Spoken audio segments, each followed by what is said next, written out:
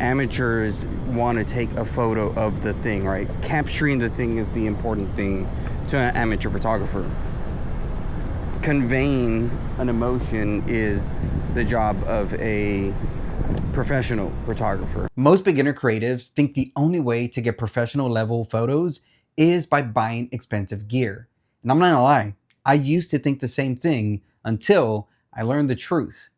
You don't need the newest camera. What you need are these 5 skills.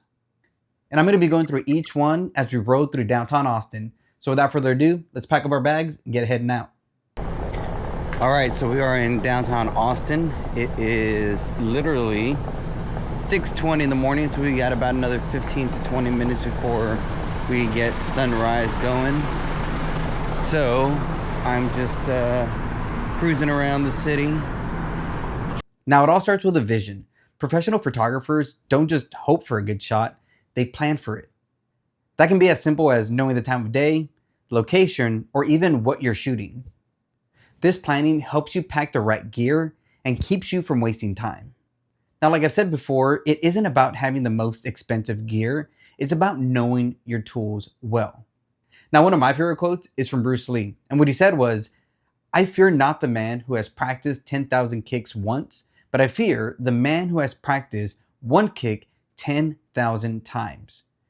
Now, what that means for us as photographers is that we need to learn our camera inside and out. By doing that, you'll be able to make any shot work.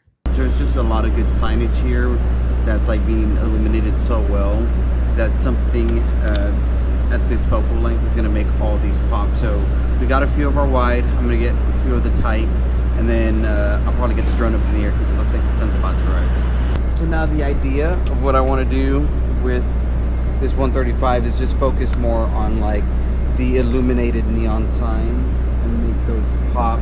And probably get behind some of these trees, so kind of get some cool reveal shots as well. There's one of the tallest, or the tallest building in Texas. Almost done being built. So that's one thing you always want to do, is use the things around you to frame your photo.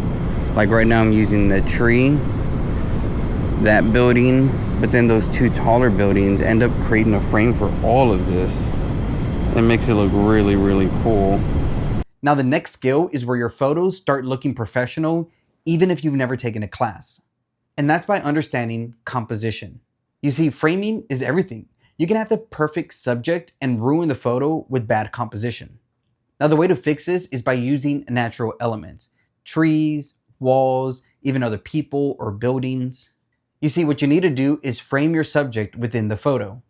What this does is guides the viewer's eye and adds depth to your photos. And so again, just getting creative with your shots that way is what sets you apart from being, to say the least, to have like an amateur photographer look and a professional photographer look, because amateurs want to take a photo of the thing, right? Capturing the thing is the important thing to an amateur photographer. Conveying an emotion is the job of a professional photographer. Oh, snap. Now skill number 4 is one that most amateur photographers don't even pay attention to, and that's lighting and shadows. You see, light changes everything. Learn to work with it instead of fighting it. And I honestly think street photography is a great way to practice, because you can play with light and shadows in so many different ways. And once you start practicing this more and more, your photos will never look flat again. Because nowadays on Instagram, you know, you need to make a carousel thing. So when you're out and about, make sure you're capturing multiple images so that you're able to create a carousel around it. Even if it's stuff that you may not particularly like, at least you'll have some diversity to give to your audience. So that's kind of why I always recommend, you know, taking more photos than you need. Turn that single photo post into a carousel, and you know, Instagram definitely values that more than just single posts. So I don't know if you can see what I'm doing here, but I'm using leading lines to capture that guy fishing in such a way where he's kind of being framed by the bridge and the tree. So right now there's these two bunnies just hanging out with that mural behind. So I kind of want to capture that.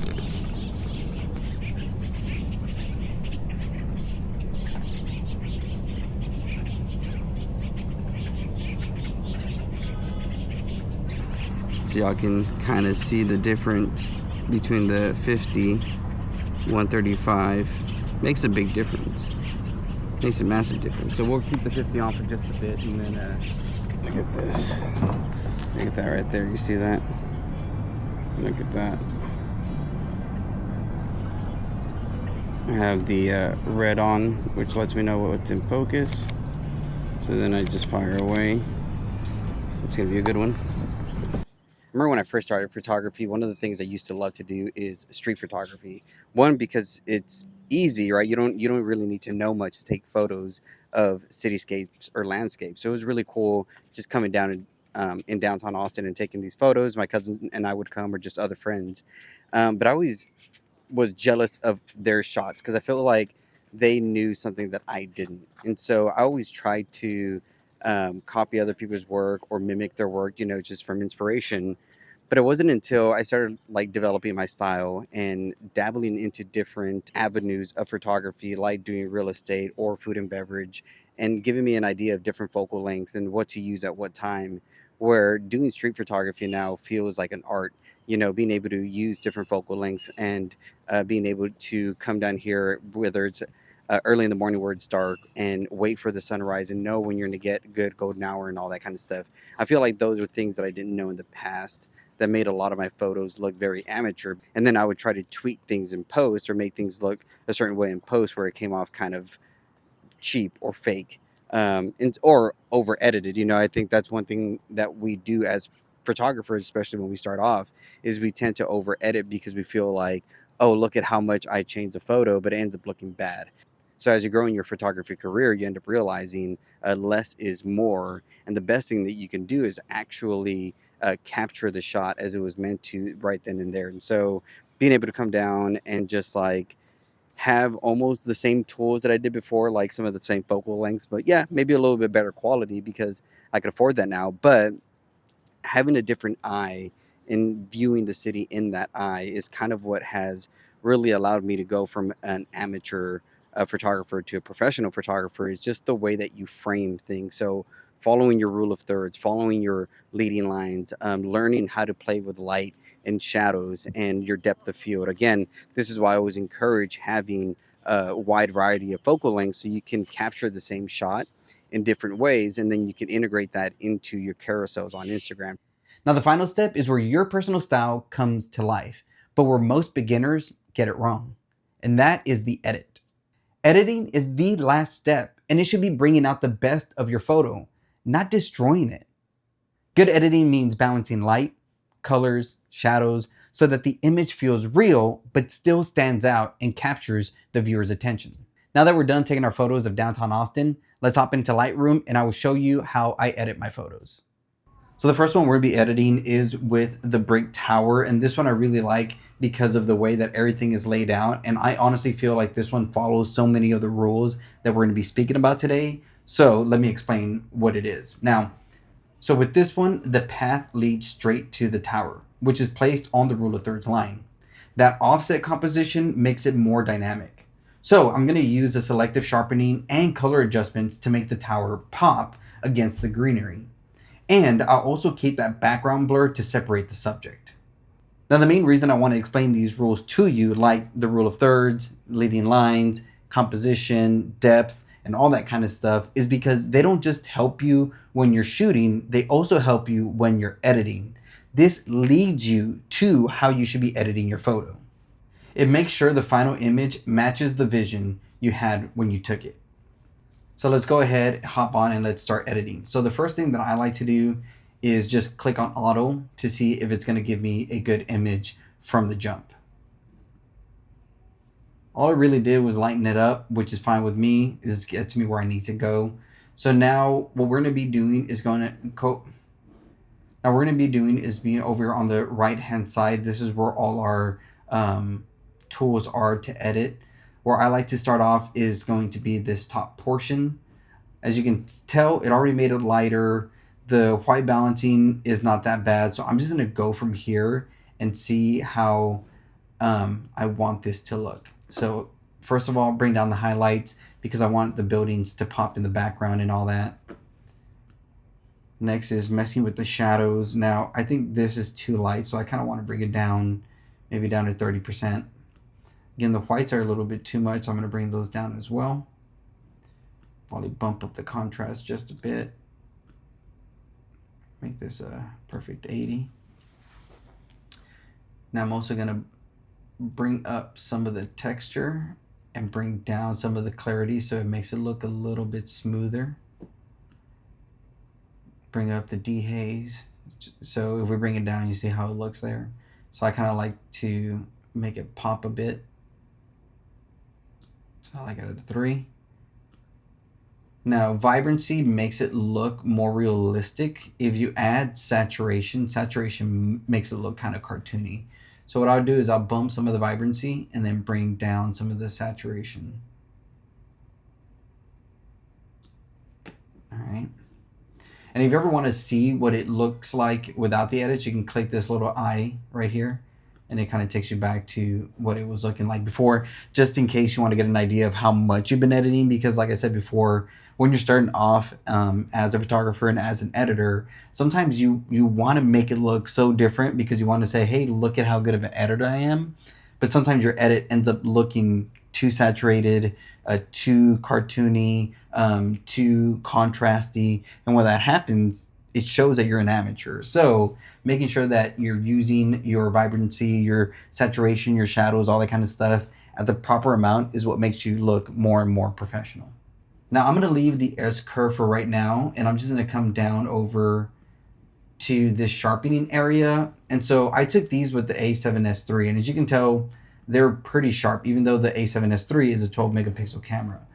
But what I like to do is I'll bump up some of the sharpening. I'll bring down some of this radius, all the way down, and then I'll bump up the detail. As you can tell, it makes it look crisper and cleaner. Like right here, it's a little bit blurry. Right there, more details are popping out on the bricks. So that's what I like to do. If you're ever wanting to transform stuff, you can use the lines to guide you. So that's kind of what I'm doing here. All right, that looks good. And because we're doing this on Instagram, you always want to make sure that it's a 4:5 aspect ratio, because you want to frame it the right way. So now what I want to do is, again, following the rule of thirds. So we have 3, 6, 9. As you can tell, I have it kind of off to the corner to the side. So what I want to do also is balance this shot out. And the way that I want to do that is by having the green on this side, the tower up on this side, and kind of leaving all this. I'll probably add some shadows and stuff to this. So to me right now, this looks fine, mainly because I'm trying to use this window right here as kind of where I'm placing the portion of the rule of thirds. So to me, that looks pretty good. I like how it looks. Next up, it's going to be that S-curve. So what I'll do is I'll just put a dot right there, right there, and right there. And so these are going to be your major points. So this is going to mess with your shadows. I'll bring this down a bit. This is going to be mixing with your highlights. There you go. Bring that up a bit. Then this is kind of what, this is why it's called like an S-curve, because usually people want to make like an S with it. To me, I think that's a little bit too much. So again, this is where you want to use your artistic eye and say what looks good to me, right? Because everybody has a different vision. Everybody has a different perspective on what they want their art to look like ultimately. So this is where you mess around. Maybe the S-curve doesn't look like an S. Maybe it looks more like whatever this is. And that's totally fine because you are the artist here. Like I said, this is a little bit too dark for me, so I'm going to bump this up here. And then again, what I could also do is just kind of bring up some of those shadows. We have enough room to do that. Again, this is why you want to take raw photos so you have all the information stored on there so that you can manipulate your colors, your shadows, everything the way that you want it to.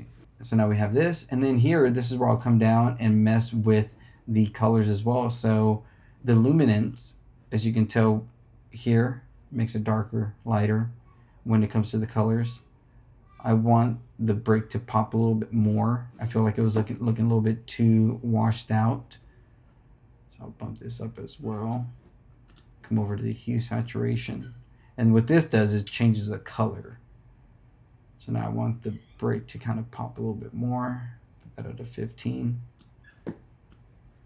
Want that grass to be a little bit more greener because I feel like it isn't right now in Austin.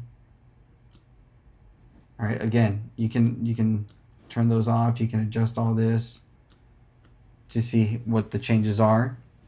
And then what I want to do is also make these blues pop as well. So I'll kind of make them a little bit more kind of teal. Now the other thing that we can do, and this is one of my favorite newer features when it comes to Lightroom, is actually start creating masks. So if you wanted to click landscape, it actually through AI will detect everything for you in the photo and then create those masks for you rather than you having to do it yourself. So we can click on sky, architecture, vegetation, and then the ground. And so now all of these will have masks created for them. So if you want to manipulate them, you can just click on the mask, bring this down a bit if you like. Then we can click on this one, bring it down a bit, but also then bump up some of the shadows, maybe mess with the highlights and the contrast. Right there. Bump up the exposure again. All right, then what we got here, this is going to be the vegetation. So however you want this to look, that's the way. See, and that's what I mean.